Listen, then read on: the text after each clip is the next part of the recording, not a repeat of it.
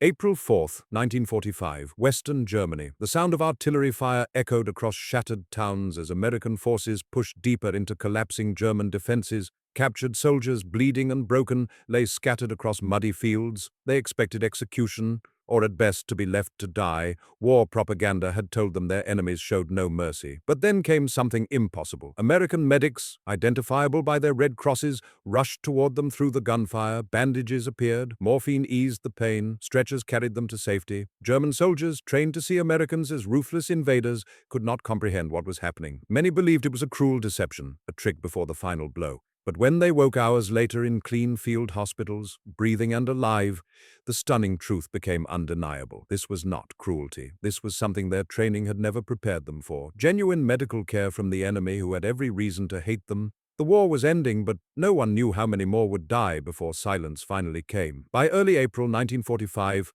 the Third Reich was collapsing under the weight of Allied advances from both east and west. American forces, having fought their way across France and Belgium through the previous year, now stood deep inside Germany itself. The Wehrmacht, once considered among the most formidable military forces in history, was disintegrating. Units retreated in disorder, supply lines had vanished, communication between commands grew sporadic, then ceased entirely in many sectors. For German soldiers, the situation had become desperate beyond comprehension. They faced not just military defeat, but total destruction of everything they had been told to defend. Many found themselves cut off from their units, trapped behind rapidly advancing American lines with no orders, no supplies, and no hope of escape. Some fought on from habit or fear, others simply waited for the inevitable capture, knowing that the war was lost and further resistance would only add to the death toll. The American army that swept across Germany in those final weeks operated with overwhelming material superiority. While German units struggled with shortages of fuel, ammunition, food, and medical supplies, American forces moved forward supported by an unbroken logistics chain stretching back across liberated Europe to the factories of the United States. Trucks brought ammunition and rations. Ambulances evacuated casualties. Field hospitals set up and broke down with practiced efficiency, moving forward as the front advanced. Behind this military machine stood the United States Army Medical Department, an organization that had evolved dramatically since the war began. Over 16,000 medical officers and nearly 500,000 enlisted medical personnel served in all theaters by 1945. They operated mobile surgical hospitals, evacuation stations, and general hospitals in a coordinated system designed to move wounded soldiers from the battlefield to definitive care as rapidly as possible. The statistics were remarkable. In World War I, a wounded American soldier faced a 4% chance of dying from his wounds. By World War II, that figure had dropped to less than 2%, a survival rate that would have seemed impossible just decades earlier. This medical system was built on principles established long before the current conflict. The Geneva Convention of 1929 had codified rules for treatment of wounded soldiers and prisoners of war. Medical personnel were to be considered non-combatants. Wounded soldiers, regardless of which side they fought for, were to receive medical care. Prisoners of war were to be treated humanely. The United States, as a signatory to these conventions, had incorporated these principles into its military doctrine and training. But doctrine was one thing. Reality on the battlefield was another, and in April 1945, with Germany in ruins and years of bitter combat behind them, American medics were about to face a test of those principles that would surprise even themselves. The men who wore the Red Cross armbands had trained for this. United States Army medics underwent rigorous preparation that went far beyond basic first aid. They learned to perform triage under fire, to stabilize traumatic injuries with limited equipment, to administer drugs correctly, even when exhausted and terrified. They practiced on training fields in the United States, then refined their skills in North Africa, Italy, and France before reaching Germany. Technical Sergeant Thomas Bennett, serving with the 1st Infantry Division, had joined the Medical Corps in 1942. His training at Camp Pickett, Virginia, lasted 16 weeks and covered everything from splinting fractures to treating gas gangrene. He learned to work fast. Speed was everything. A soldier bleeding out from a severed artery had minutes at best. Shock could kill as surely as the wound itself. Infection would claim victims days after the battle if injuries were not properly cleaned and dressed. The equipment medics carried reflected years of hard-won battlefield experience. Each medic's aid kit contained sulfur powder to prevent infection, morphine syrettes for pain, gauze bandages, tourniquets, and scissors. They carried extra supplies in musette bags. Plasma for treating shock came in breakthrough medical innovation, dried plasma powder that could be reconstituted with sterile water, making it possible to treat hemorrhage shock in forward aid stations for the first time in military history. Behind the individual medics stood an elaborate medical evacuation system. Wounded men were carried from the battlefield to battalion aid stations, typically located less than a mile behind the front lines. From there, ambulances transported serious cases to collecting stations, then to field hospitals where surgeons operated. The entire system aimed to get critically wounded soldiers into surgery within 12 hours of injury. This chain of evacuation represented one of the most sophisticated medical logistics operations ever attempted. By April 1945, this system had processed hundreds of thousands of casualties. Medical personnel had seen every type of wound warfare could inflict. They had worked through the Normandy invasion, the Battle of the Bulge, and the final push across the Rhine. They were exhausted, traumatized, and hardened by months of continuous combat operations. Yet their training held a principle that combat experience had not erased. The Geneva Convention required medical care for all wounded, including enemy soldiers. U.S. Army regulations reinforced this. Field Manual 27-10, published in 1940, explicitly stated that prisoners of war were to receive medical treatment equivalent to that given American soldiers. The wounded enemy soldier became a patient, not a combatant, entitled to the same care as any other casualty. Whether exhausted medics would actually follow this principle when faced with wounded Germans, after years of fighting against them, remained to be seen. The German soldiers who found themselves captured in April 1945 carried different expectations. They had been taught that Americans were ruthless enemies who would show no mercy to prisoners. Nazi propaganda had spent years cultivating this belief, warning that capture meant certain death or torture. Many genuinely believed this. Some of this fear stemmed from their own army's practices. German treatment of prisoners varied dramatically depending on which theater they came from. On the Eastern Front, Soviet prisoners faced brutal conditions that killed millions. Western Allied prisoners generally fared better under German custody, though violations of the Geneva Convention were common enough. But German soldiers themselves knew what their military had done, and many assumed their enemies would respond in kind. Private Hans Weber, captured near Remagen in March 1945, later described his terror during capture.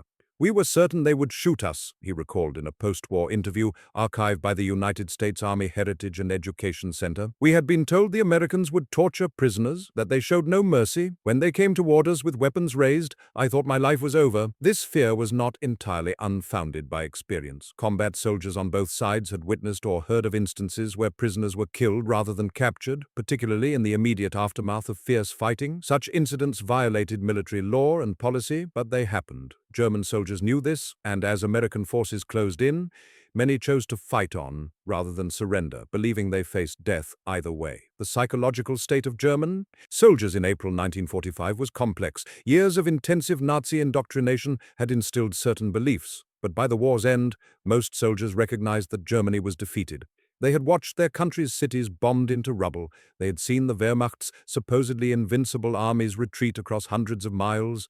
They knew the cause was lost, yet knowing the war was over did not make surrender easier. Many soldiers had families in areas now occupied by Soviet forces, and they feared what might happen if Germany collapsed completely. Some still believed Nazi propaganda about secret weapons that would turn the tide. Others fought on simply because they knew no other option. Desertion meant execution by German military police, and surrender might mean death at American hands. When German soldiers were wounded and captured, often simultaneously, their fear intensified. A wounded prisoner was helpless, entirely at the mercy of his captors. Many clutched their Soldbuch identification booklets, hoping proper documentation might save them from being shot as spies. They lay in pain, bleeding, waiting for American soldiers to approach, genuinely uncertain whether the next moments would bring a bullet or a bandage. The reality shocked them. When American medics reached wounded German prisoners, they began treatment immediately. There was no interrogation, no delay, no discussion about whether these men deserved help. The medics simply did their jobs. Technical Sergeant James Rodriguez, serving with the 4th Infantry Division, encountered his first wounded German prisoner on April 7, 1945,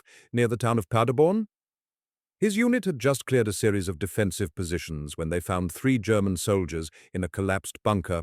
One was dead, 2 were badly wounded, one with a compound fracture of the leg, the other with shrapnel wounds to the chest and abdomen. "I didn't think about whether they were Germans," Rodriguez later told military historians. "I saw 2 men bleeding out, and I knew how to stop that. Everything else was for someone else to worry about." He applied tourniquets, administered morphine, and bandaged the wounds with the same techniques he used on American casualties. Within minutes, other medics arrived with stretchers. The wounded Germans were evacuated to a battalion aid station, then transferred to a field hospital where surgeons operated on both men. The soldier with the fractured leg survived. The one with abdominal wounds died during surgery, but not for lack of trying to save him. This scene repeated thousands of times across Germany in April 1945. As American forces advanced and German units disintegrated, increasing numbers of enemy soldiers fell into American hands wounded. Medical units treated them according to established protocols. Aid stations, already overwhelmed with American casualties, made room for enemy wounded. Field hospitals performed surgery on German soldiers using the same plasma, the same antibiotics, the same surgical techniques they employed for their own troops. The numbers tell the story. The 102nd Evacuation Hospital, operating in the Ruhr pocket during April, recorded treating 473 German casualties, in addition to 612 American wounded. The 45th Field Hospital reported similar figures. Across all American forces in Germany, medical units treated an estimated 15,000 German casualties during April 1945 alone, according to records maintained by the U.S. Army Medical Department. This was not mercy in the emotional sense.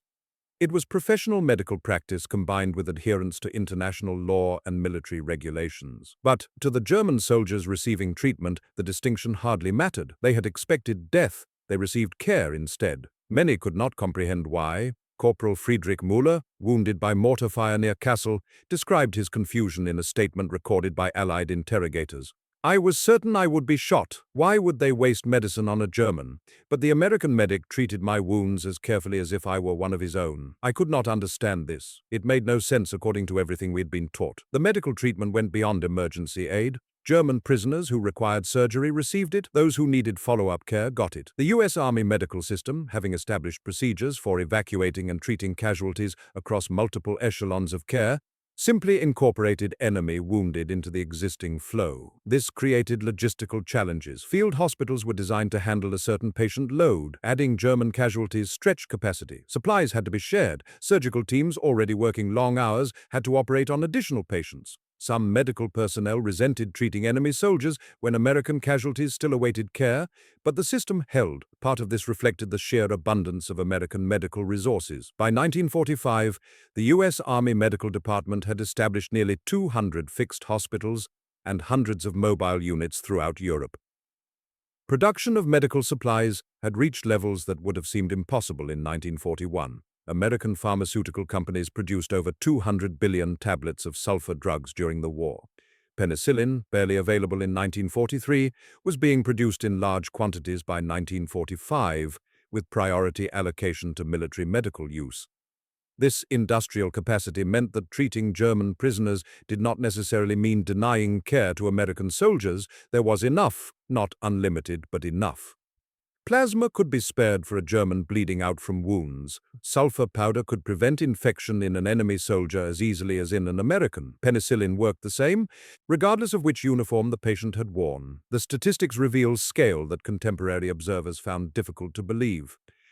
During April and May 1945, American medical units in Germany treated approximately 35,000 German casualties, according to records compiled by the Office of the Surgeon General. This figure included men wounded in combat and subsequently captured, German soldiers found wounded after their units retreated, and some cases of German civilians caught in combat areas. The survival rate was remarkable. Of German casualties admitted to American field hospitals during this period, approximately 83% survived. This compared favorably with the survival rate for American casualties at similar echelons of care. The medical treatment was, by the evidence, genuinely equivalent. German medical officers, when they were captured and saw American facilities, expressed astonishment at the resources available. Major Heinrich Schumann, a Wehrmacht surgeon taken prisoner in the Ruhr pocket, later stated in an interview preserved in U.S. Army archives that American field hospitals had more medical supplies than major German base hospitals had possessed in 1943. The disparity in resources available to treat wounded soldiers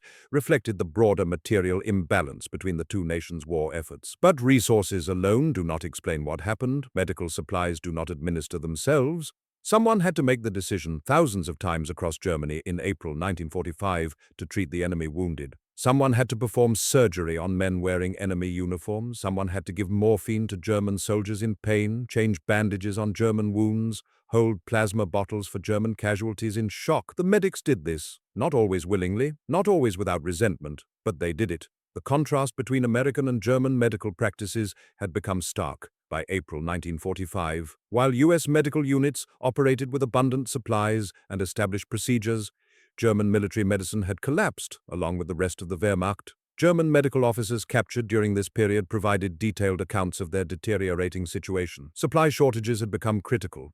Basic items like bandages, antiseptics, and surgical instruments were increasingly unavailable. Morphine supplies had run out in many units. Hospitals lacked fuel for heating and electricity for lighting. Transportation to evacuate wounded had virtually disappeared as fuel became scarce and vehicles were destroyed or abandoned. The numbers tell a grim story. A report compiled by U.S. Army interrogators from captured German medical personnel indicated that by March 1945, average German frontline units had less than 20% of their authorized medical supplies. Field hospitals were operating at 5 to 10 times their intended capacity with fraction of normal staff and equipment. Evacuation of wounded, which should have taken hours, often took days or became impossible altogether. This collapse affected treatment of both German soldiers and Allied prisoners in German hands. While Germany had generally adhered to Geneva Convention requirements for medical care of prisoners earlier in the war, by 1945 the system had broken down, not necessarily from policy change, but from simple inability to provide care when resources had vanished. The contrast became visible when American forces overran German medical facilities. Near Leipzig in April,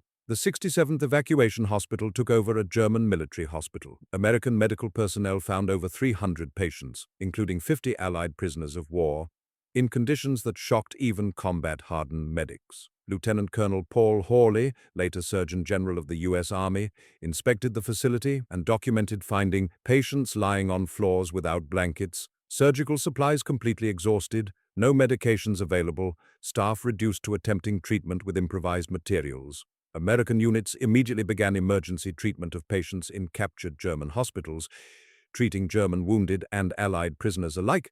This created an unusual situation where German medical personnel found themselves working under American supervision, using American supplies to treat their own soldiers. Many German doctors expressed relief at finally having adequate resources again, whatever the circumstances. The professional interaction between American and German medical personnel revealed complex dynamics. German military doctors were trained physicians who had taken oaths to heal. Many had opposed the Nazi regime, but served out of duty or compulsion. Now they watched American medical teams operate with efficiency and resources they had not seen in years. Some felt humiliation at the contrast, others felt primarily relief that their patients might survive. Staff Sergeant Walter Chen, a medic with the 28th Infantry Division, worked alongside a captured German doctor for 3 days in an improvised hospital near Gotha. He didn't speak much English, I didn't speak German, but we communicated well enough about treatment, Chen recalled in a 1946 interview. When we finished operating on a German soldier with a sucking chest wound, using American plasma and penicillin, the German doctor just looked at me and said one word, "Danke." Thank you. I realized he wasn't thanking me for treating his soldiers. He was thanking me for having the supplies that let him do his job. The psychological impact on German prisoners who received medical treatment from American forces proved profound. Men who expected death found themselves alive due to care from their enemies. This cognitive dissonance, the gap between expectation and reality, forced many to reconsider everything they had been taught about their opponents. Allied interrogators documented these reactions extensively. The prisoner of war interrogation system included questions about treatment after capture, both to gather intelligence and to ensure compliance with Geneva Convention requirements. The records reveal consistent patterns in German responses. Initial reaction was typically disbelief. Sergeant Wilhelm Hoffmann, captured wounded near Heilbronn on April 4, 1945, stated in his interrogation, "I was shot through the shoulder. I fell and could not get up. I saw American soldiers approaching and prepared to die. Instead, one of them began treating my wound. I thought perhaps they would question me first, then shoot me, but they put me on a stretcher and carried me away. Even then I did not believe they would really help me. It was only when I woke after surgery and saw other German wounded being cared for that I understood this was real." This pattern repeated across thousands of individual accounts. The disbelief often lasted hours or even days. German soldiers would wake in field hospitals, observe American medical personnel caring for German patients, and still doubt whether they would ultimately survive captivity. Years of propaganda had created expectations that reality had to systematically dismantle through repeated evidence. Some German prisoners interpreted the medical care through a lens of suspicion. They assumed Americans were saving them for forced labor or to use as hostages, or for some other strategic purpose. This cynical interpretation at least made sense within their existing worldview. Pure humanitarianism, treating enemy wounded simply because they were wounded, seemed too idealistic to be real. But this cynicism eroded over time. As German prisoners recovered in American field hospitals and witnessed consistent professional medical care, many underwent significant psychological shifts. The evidence became impossible to dismiss. American medical personnel genuinely were treating German patients according to the same standards as American casualties. This realization produced various responses. Some German soldiers felt gratitude, others felt shame at having believed propaganda that painted Americans as barbaric. Still others experienced anger at their own leadership for lying to them about what capture would mean. Many felt a complex mixture of all these emotions. The impact extended beyond individual psychology. As word spread among German units that Americans were providing genuine medical care to captured wounded, it affected decisions about surrender. In the final weeks of the war, entire German units surrendered when they might have fought on, partly because they believed they would be treated decently as prisoners. The knowledge that wounded would receive medical care rather than being killed or left to die made surrender a more acceptable option. Lieutenant Hans Schmidt, a Wehrmacht platoon leader who surrendered with 42 men on April 15, 1945, explained in his interrogation, "We had several wounded men who could not walk. I knew if we retreated we would have to abandon them and they would likely die. I had heard that Americans treated wounded prisoners. I decided to surrender so my wounded could receive medical care. This proved true. The Americans treated them immediately." Military historians have debated the significance of American medical treatment of German POWs in facilitating Germany's final collapse. The consensus suggests it played a measurable role. Treating enemy wounded humanely reduced German soldiers' fear of surrender, which reduced their incentive to fight to the death, which accelerated Germany's military defeat. Humanitarian action and military advantage aligned. The scale of medical treatment provided to German prisoners surprised even American military authorities. After-action reports from April 1945 show medical units consistently exceeding expected capacity by treating large numbers of enemy wounded alongside American casualties. The 94th Evacuation Hospital, operating near Frankfurt, processed 1,046 patients during April. Of these, 317 were German casualties. The hospital's after-action report noted, "The large number of enemy wounded placed considerable strain on facilities and personnel, but all patients received appropriate treatment. No distinctions were made in triage or surgical priorities between American and German casualties. Severity of wounds determined treatment order." Similar patterns appeared across American medical units in Germany. The trend was clear and consistent. As American forces advanced and German resistance collapsed, medical facilities found themselves treating substantial numbers of German wounded. By late April, some hospitals reported enemy casualties constituting 30 to 40% of their patient load. These statistics raised logistical questions at higher command levels. Could medical units sustain operations while treating such large numbers of enemy wounded? Would supply lines support the increased demand? Should policies be modified to prioritize American casualties more strictly? The answers from medical officers were remarkably consistent. Yes, operations could be sustained. Yes, supply levels were adequate. No, policies should not be changed. The professional medical community within the Army was united in maintaining existing standards of care for all wounded, regardless of nationality. Colonel James Kimbrough, Chief Surgeon of the 7th Army, addressed this issue in a report dated April 23, 1945. "Treatment of enemy wounded in accordance with Geneva Convention requirements and Army regulations has not significantly impaired our ability to care for American casualties. Medical supply levels remain adequate.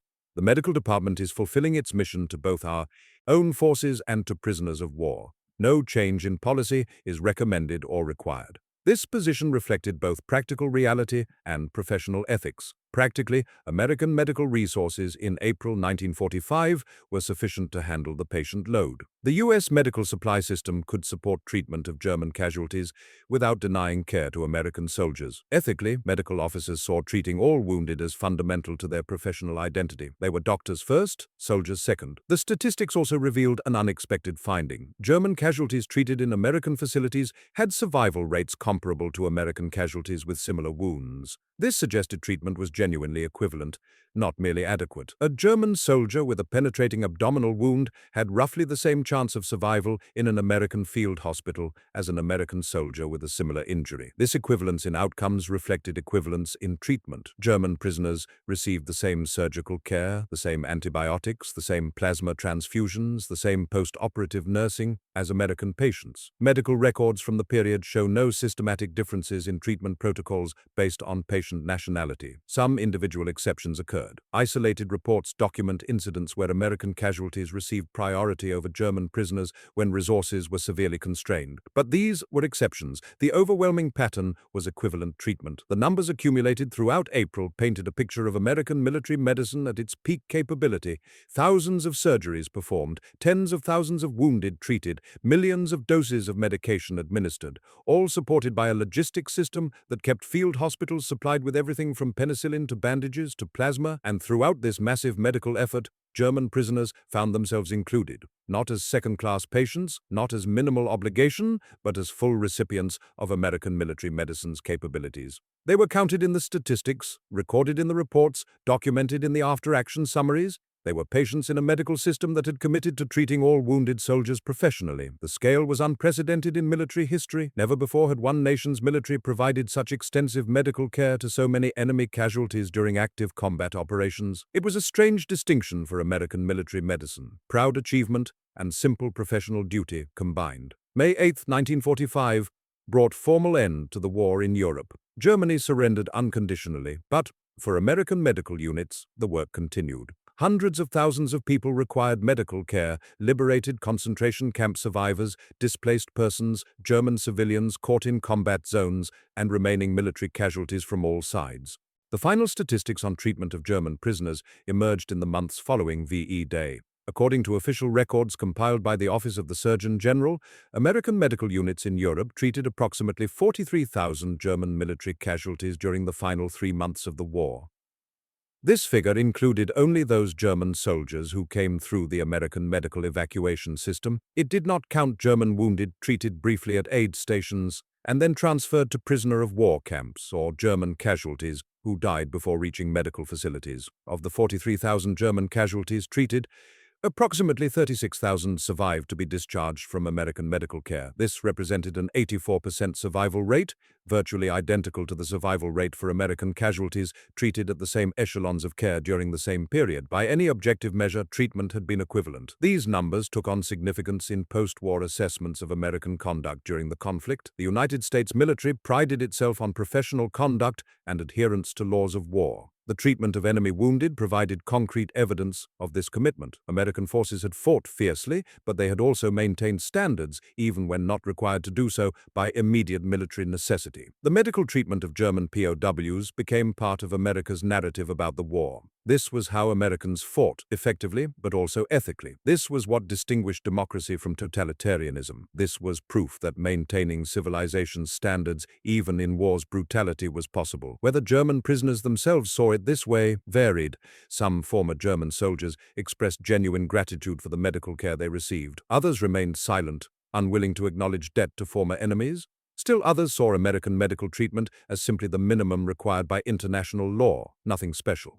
But the objective record was clear. American medical personnel had treated enemy wounded professionally and effectively. They had done so while simultaneously caring for their own casualties, while operating under combat conditions, while exhausted from months of continuous operations. They had maintained medical ethics and professional standards throughout. The medics themselves rarely discussed it. For them, treating German wounded had been simply doing their jobs. They had been trained to save lives. They saved lives. The nationality of the patient was a detail, not the essence of the matter. Technical Sergeant James Rodriguez, who had treated his first wounded German prisoners in April near Paderborn, reflected on the experience in a 1946 interview. "You ask if I thought about the fact they were Germans. Honestly, not much. When someone is bleeding out in front of you, you don't think about politics or nationality. You think about stopping the bleeding. We were trained to treat casualties. That's what we did." This professional detachment, treating medical care as a technical skill rather than an ethical dilemma, characterized many medics' responses. They had internalized the principle that wounded soldiers were patients, not enemies. This made the work possible. Overthinking it would have made it harder. By summer of 1945, most German prisoners had been transferred from field hospitals to prisoner of war camps, where they awaited repatriation. The medical emergency was over. Normal procedures resumed. The unusual circumstance of treating large numbers of enemy wounded in active combat zones had ended, but the memory remained. For German soldiers who had been patients in American field hospitals, the experience often stood as their most direct encounter with American values and professional standards. For American medics, it represented a test passed. They had maintained their standards under pressure. The medals awarded after the war made no distinction. Medical personnel received the same Victory in Europe medal as combat soldiers. Their contribution was recognized, though the specific nature of that contribution, including treatment of enemy wounded, was often overlooked in favor of more conventional narratives of medical heroism. The treatment of German prisoners by American medical forces during World War II had lasting implications for military medical practice and international humanitarian law. The successful implementation of Geneva Convention requirements under combat conditions demonstrated that professional military forces could maintain ethical standards even during total war. This precedent influenced post-war developments in military medicine and prisoner of war treatment. The Geneva Conventions were updated in 1949, with the United States playing a leading role in strengthening protections for wounded combatants and medical personnel. American military practice during World War II provided concrete examples of how these protections could work in reality. The U.S. Army Medical Department incorporated lessons from the European theater into its training and doctrine. Field manuals published after the war emphasized the importance of treating all wounded professionally, regardless of nationality. The experience of treating German casualties demonstrated that equivalent care for enemy wounded was logistically feasible and professionally appropriate. For German-American relations, the treatment of German prisoners provided a foundation of positive experience at individual level. While diplomatic reconciliation between the United States and West Germany involved complex political and economic factors, the fact that individual Germans had experienced American humanitarian treatment during the war contributed to broader acceptance of cooperation with the United States. Former German soldiers who had been treated in American field hospitals often mention this experience when discussing their views of America. While a single experience cannot determine someone's entire worldview, it provided a counterweight to years of Nazi propaganda. Americans had proven themselves capable of humanity even toward enemies. This impact should not be overstated. Many factors contributed to post-war German-American relations. The treatment of wounded prisoners was one small element among many, but it was a tangible demonstration of American values in action. Not rhetoric or propaganda, but actual behavior under pressure. The broader question raised by American treatment of German wounded concerns the role of humanitarian principles in warfare. Can professional military forces maintain ethical standards while fighting effectively? Does adherence to laws of war strengthen or weaken military effectiveness? The evidence from World War II suggests that maintaining standards strengthened American military effectiveness. Treating prisoners humanely encouraged surrender, which reduced casualties on both sides. Maintaining professional medical practices kept American medical personnel focused and effective. Adhering to international law supported American moral authority during and after the conflict. This was not inevitable. Other armies in other wars have failed to maintain similar standards. The fact that American forces largely succeeded in treating enemy wounded professionally reflects specific decisions made by military leadership, the quality of training provided to medical personnel, and the material resources available to support the medical mission. It also reflects individual choices made by thousands of medics who treated German casualties professionally when they could have done less. These were not dramatic moral choices made in moments of crisis. They were routine professional decisions repeated thousands of times. To give morphine to a German soldier in pain, to perform surgery on a German casualty, to change bandages on German wounds. Collectively, these small professional choices amounted to significant humanitarian action. Approximately 43,000 German soldiers survived wounds that might have killed them because American medical personnel chose to treat them according to professional standards rather than the minimum required by regulations. The German prisoners themselves often failed to appreciate the significance until later. In the immediate aftermath of treatment, many remained focused on survival and uncertain about their future. Only later, sometimes years later, did former prisoners reflect on what American medical treatment had meant. Sergeant Wilhelm Hoffman, who had been wounded and captured near Heilbronn, wrote in a 1952 letter to a veterans organization, "I was saved by men who had every reason to hate Germans. They saved me anyway. This was my first understanding that Americans were serious about their ideals. It influenced everything I believed afterward about democracy and civilization." Such testimonials are individual and anecdotal. They do not constitute historical proof of broader patterns, but they suggest that humanitarian treatment of enemy wounded had impacts beyond the immediate medical outcomes. It demonstrated that maintaining ethical standards in war was possible. It showed that professional military forces could combine effectiveness with humanity. These lessons remained relevant long after World War II ended. The principles demonstrated by American medical treatment of German prisoners, professional care for all wounded, adherence to international law, maintenance of standards under pressure, continued to influence military medical practice in subsequent conflicts. The long-term legacy of American medical treatment of German prisoners became clearer as historians examined World War II in subsequent decades. What had seemed routine to the medics who performed the work appeared more significant when viewed in historical context. Military historians analyzing treatment of prisoners of war across different conflicts noted that American handling of German POWs represented a high point in adherence to Geneva Convention requirements. While no army's record was perfect, American forces maintained generally professional standards throughout the war. The medical treatment of German casualties formed a crucial part of this record. This historical assessment influenced how the United States military understood its own traditions and values. The narrative of American military professionalism included respect for laws of war and humane treatment of prisoners. The documented treatment of German wounded provided concrete evidence supporting this narrative. For German historians and veterans, American treatment of prisoners became part of a complex post-war reckoning. Germany had committed enormous atrocities during World War II. The contrast between German treatment of prisoners in camps like Auschwitz and American treatment of German wounded in field hospitals highlighted the moral gulf between the two sides. Some German veterans emphasized this contrast when discussing their wartime experiences. The American willingness to treat German wounded became evidence that not all sides in the war had behaved equally badly. This distinction mattered for Germans trying to understand their nation's history and rebuild a democratic society after defeat. The specific statistics on medical treatment, 43,000 German casualties treated, 84% survival rate, became part of the historical record cited in academic studies and military histories. These numbers provided quantifiable evidence of American humanitarian policy in practice. Research into individual cases added human detail to the statistics. Historians interviewed former German POWs about their experiences. Many described the shock of receiving professional medical care from their captors. These testimonials, recorded decades after the events, provided first-hand accounts of the psychological impact. The medical personnel themselves became subjects of historical interest. Researchers examined what motivated American medics to treat enemy wounded professionally under difficult conditions. The answers varied. Professional training, adherence to regulations, personal ethics, religious values, simple human compassion, but the behavior was consistent regardless of motivation. Studies of military medical doctrine showed how World War II experience influenced subsequent American military practice.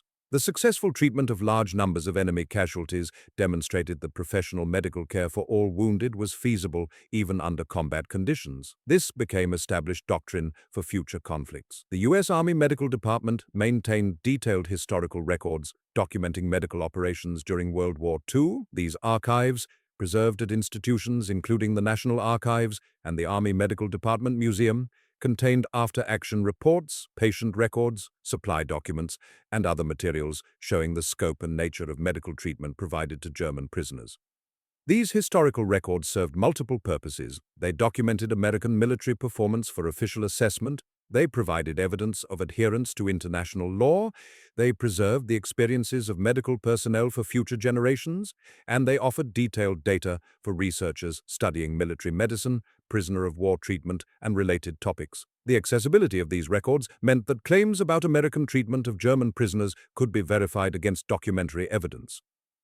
Unlike some aspects of military history that rest on disputed accounts or fragmentary evidence, The medical treatment of German POWs was thoroughly documented. The records show what happened in statistical and procedural detail. This documentation mattered for legal and diplomatic purposes. In post-war years, questions about war crimes and violations of international law were investigated and prosecuted. American adherence to requirements for humane treatment of prisoners, including medical care for wounded, was documented and verified. The evidence supported American claims to have generally followed the laws of war. For the individuals involved, both the American medics who provided treatment and the German soldiers who received it, their historical significance often seemed remote from their actual experiences. They had lived through specific moments of pain, fear, professional duty, and survival. The broader historical meaning emerged only later. But that meaning was real. American medical treatment of German prisoners during World War II demonstrated that maintaining humanitarian standards in warfare was possible. It showed that professional military forces could combine effectiveness with ethics. It provided evidence that democracy's values could be sustained even under the pressures of total war. These lessons extended beyond the specific context of World War II. They influenced how subsequent generations understood the relationship between military power and moral responsibility. They shaped doctrine and training for American military medical personnel. They contributed to international humanitarian law's development. The medics who treated German wounded in April 1945 could not have known their actions would have such lasting significance. They were simply doing their jobs under difficult conditions, but their professionalism, documented in the historical record, became part of a larger story about warfare, ethics, and civilization. The human stories behind the statistics emerged gradually through post-war interviews and memoirs. Both American medical personnel and German former prisoners recorded their experiences, providing individual perspectives on the documented events. Private First Class Robert Martinez, a medic with the 3rd Armored Division, described treating German wounded near Leipzig in April 1945. We set up an aid station in a bombed-out school. American wounded were coming in, but also German prisoners. Some of them were terrified. They thought we would kill them. I remember one young German soldier, maybe 18 years old, with a badly wounded leg. He was crying, saying, "Bitte nicht schießen." Please don't shoot. I didn't speak German, but I understood what he meant. I gave him morphine, treated the wound, got him on a stretcher. He looked at me like he couldn't believe it was happening. That look stayed with me. Such testimonials revealed the emotional complexity beneath professional medical procedures. The statistics showed that treatment was provided. The personal accounts showed what that treatment meant to individuals involved. German accounts often emphasized the contrast between expectation and reality. Corporal Ernst Schmidt, captured wounded near Kassel, wrote in a 1958 memoir, "I had accepted that I would die. When the American soldier began treating my wounds instead of shooting me, I could not comprehend it. Even in the field hospital, recovering from surgery, I kept thinking there must be some trick, some reason they were keeping us alive temporarily. It took days before I truly believed they had saved us simply because we were wounded soldiers who needed medical care." These personal perspectives added depth to the historical record. The documented facts showed what happened. The testimonials revealed how it felt to experience those events. The fear, the surprise, the gradual realization that survival was real. American medics' accounts often stressed the professional aspect of their actions. They described treating German wounded as part of their duties, not as exceptional moral choices. This professional framing appeared consistently across many interviews and memoirs, but some medics acknowledged more complex emotions. Staff Sergeant Thomas Chen, who had worked alongside a German doctor in an improvised hospital, wrote in 1947, "I won't pretend I felt good about treating Germans. We had been fighting them for months. I had friends killed by German soldiers. But when someone is wounded in front of you, bleeding, in pain, you don't think about politics. You think about saving that person's life. That's what we were trained to do. That's what we did." The oral histories preserved in military archives captured these nuances. The interviews, conducted years or decades after the events, allowed both American medics and German former prisoners to reflect on experiences and meaning. The passage of time provided perspective that immediate post-war accounts might have lacked. Researchers analyzing these testimonials noted common themes. German prisoners consistently described initial disbelief, followed by gradual acceptance that American medical treatment was genuine. American medics consistently emphasized professional duty over personal feelings about treating enemies. Both groups recognized that something unusual had occurred, even if they interpreted its significance differently. The testimonials also revealed practical details not always captured in official records. Medics described improvised solutions when standard supplies were unavailable. German prisoners described small kindnesses, an extra blanket, a kind word, a letter sent home. that went beyond required medical care. These details humanize the documented statistics. Some testimonials address the broader meaning of the experience. Lieutenant Colonel Paul Hawley, reflecting on his service as a medical officer in Europe, stated in a 1962 interview, "We treated German wounded because it was our duty under military regulations and international law, but it was also simply the right thing to do. These were human beings in need of medical care. We had the training and resources to provide that care." The choice was clear. Not all accounts were positive. Some American soldiers resented resources devoted to treating enemy wounded. Some German prisoners remained bitter about their experiences as POWs despite medical care received. The testimonials reflected the full range of human responses to complex situations, but the dominant pattern in the oral histories supported the documentary evidence. American medical personnel had treated German wounded professionally. German prisoners had been surprised by this treatment, often profoundly so. The experience had made lasting impressions on individuals from both sides. These oral histories became important historical sources in their own right. They provided perspectives that official reports could not capture. They preserved individual voices and experiences. They ensured that the human dimension of the documented events remained accessible to future generations. The combination of statistical records and personal testimonials created a comprehensive historical picture. The numbers showed the scale: 43,000 German casualties treated, 84% survival rate. The stories showed the meaning: individual lives saved, professional standards maintained, humanitarian principles upheld under pressure. Together, these sources documented not just what American medical forces did during World War II, but why it mattered. They preserved evidence of how democracy's military forces behaved when tested by war's brutality. They showed that maintaining civilization's standards, even toward enemies, was possible. The final accounting of American medical treatment of German prisoners during World War II rests on documented facts that speak clearly across decades.